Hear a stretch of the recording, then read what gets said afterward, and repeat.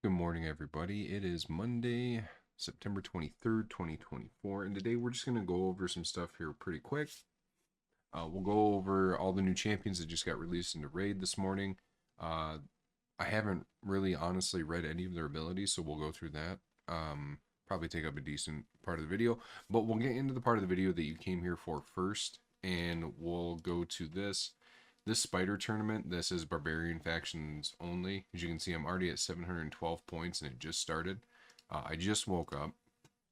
It's 7 in the morning here. But I'm going to show you something I found on Reddit. Okay, and as you know, most of the time when you do a spider tournament like this, you usually just run stage 10. If you're not trying to go for gear, you're just going for points and silver, like I am right now. And you can do stage 10 because this essentially gives you, on average, 1.01 per energy spent. So you'll usually get 24 points per on average. You can just use Thor. You don't need him +1. You don't need all these fancy ascensions if you didn't go for him yet. Um, but he finishes in 2 turns. All right, so just watch him here. Boom, self buff, and then bam, and then they're dead.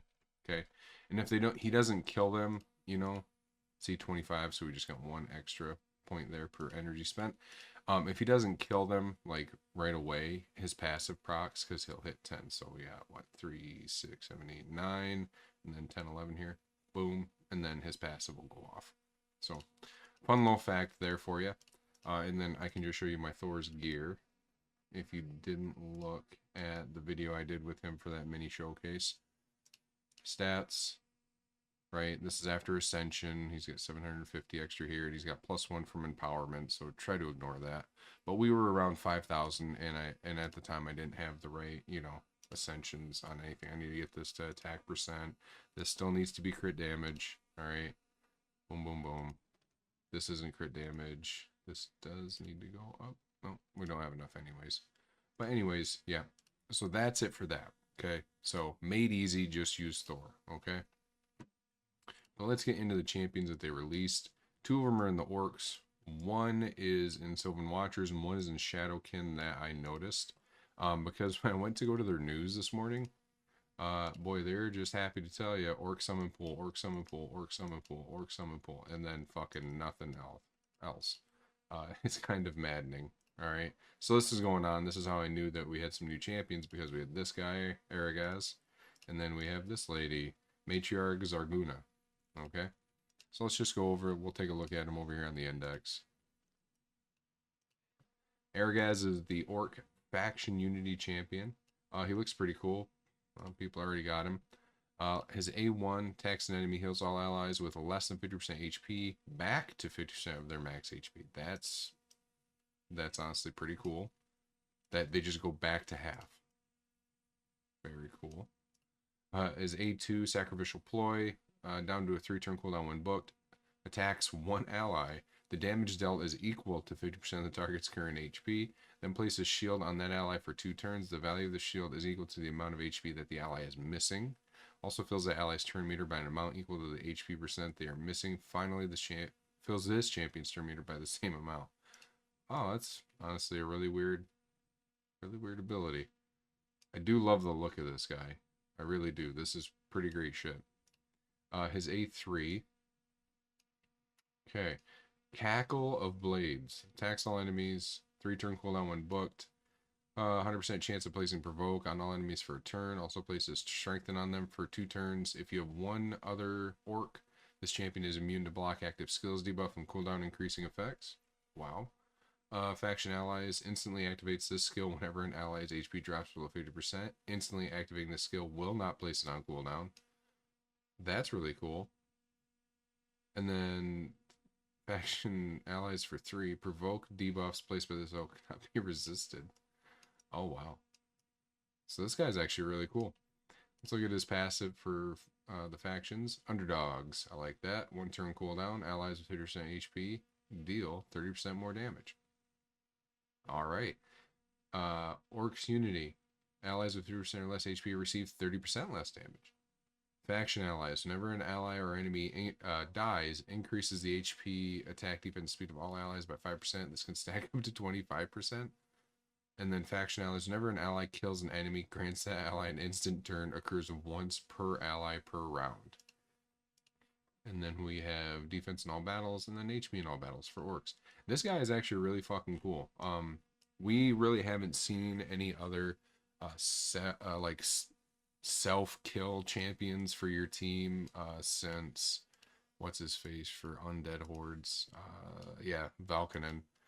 So this guy is kind of doing the same thing. He actually reminds me a lot of Nagdar. Wrong one. And they're in the same faction, so I wonder how that's going to go with them between, you know, Nagdar and him. But yeah, it's kind of weird. Like, who would you, I mean, other than Warlord, maybe Angar, maybe Nagdar, you'd bring into Arena? Yeah, I don't know. Don't know. Let's look at Zarguna. Zarguna, her A1, Battle Thrum. Attacks one enemy 2 times, heals his champion by 5% of their max HP after each hit. Each hit also has a 25% chance, books up to 40% chance of putting a provoke on the target for a turn. Her A2, Clan Mother, 4-turn cooldown when booked. Decreases the duration of all ally debuffs by 1 turn. Places continuous heal on them for 2 turns. Taunt on herself and unkillable on herself for 2 turns. Her A3, Maternal Force, 3-turn cooldown when booked. Attacks all enemies, places shield on all allies equal to 25% of this champion's max HP. Whenever a shield buff placed by this champion expires or is removed by the damage, heals that ally by 50% of their max HP and places strength on them for a turn. And then her passive, Refuge from Pain, allies under shield buffs receive 10% less damage. And then all battles, HP aura 30%. She's just an okay champ. This is nothing, I don't think this is anything crazy. She just seems solid, to be honest. So yeah, not bad. I've heard rumors about this Shadowkin. I heard Scratch was using him against Hydra, and he does pretty much the same shit as Toshiro for damage. So I'm curious about that. This is Unreal Leosu. Exorcism Cutter on his A1. Attacks one enemy 2 times, places an extra hit if the target is under a buff, places 2 hits if the target is under a buff, and is from the Undead Hordes faction. Grants next turn if this champion kills an enemy, occurs once per skill. What? Once per skill on an A1. So that almost feels like that should be on a passive.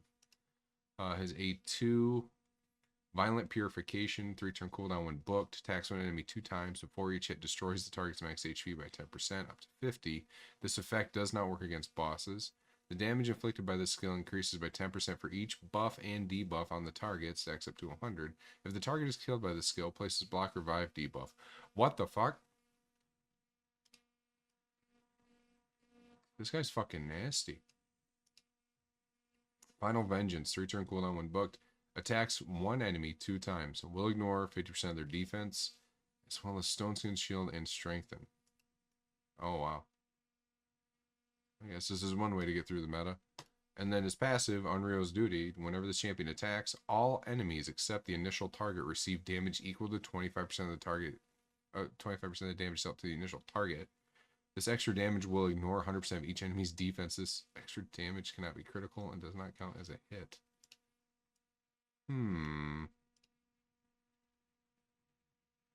That is very interesting. An aura, arena battles by 35%. So yeah, no wonder Scratch was using this guy in Hydra. Man, yeah, I'm curious. This is a very weird kit, but I like it. I like it a lot. His A1, though, occurs once per skill for grants an extra turn if this ally. This attack kills an enemy. Man. Just when you thought Georgid was a fucking problem. And then, yeah, it looks like we just have, I didn't even look at the epics to see if we had any epics. We're just going over legendaries. We have Cult, the Ash Harrow. Huh. A1, attacks one enemy, places increased crit damage on him for 2 turns. Okay. A2, Falling Leaves, 4-turn cooldown when booked. Attacks one enemy 2 times. If the initial target is killed, also attacks the enemy with the lowest HP. Both attacks will ignore 50% of the target's defense, as well as unkillable and block damage. Torrential Pain, attacks all enemies. Each critical hit fills the champion's turn meter by 10% and heals them by 10% of their max HP, stacks up to 50%. Okay. This attack kills an enemy, place unkillable on them for 1 turn. Passive. Corrupted Sentinel. 5-turn cooldown. Damn. Whenever this champion or an ally's turn meter is decreased, increase the damage of this champion's next attack by 28%. Stacks up to 100. Whenever this champion's turn meter drops below 25% because of a turn meter reduction effect, places block debuffs on the champion for 2 turns and grants him an extra turn. Okay, so he essentially is to counter Armand's. He is 100% to counter Armand's. I do love the look of this guy, though, too. We have this Entish Dryad Rage dude. I like it a lot. It's very cool. It really looks like that. Honestly, though, if you want me to, a little spoiler for you, this model here with the horns on top and the face, this is straight Prince Kymar and Tyrant. If we go over here, and we go, yeah, it is. I'm pretty sure. Hold up. Oh, where's Tyrant at? Where? There, Tyrant next to them more. Yeah, they just reduced the size of the horns, I think. Thought we wouldn't notice. Yep, but we did. Still, pretty cool. Pretty cool. Well, that's going to be it for the video, guys. Thank you for tuning in. If I missed anything, please let me know in the comments down below. And I will catch you next time. Bye-bye.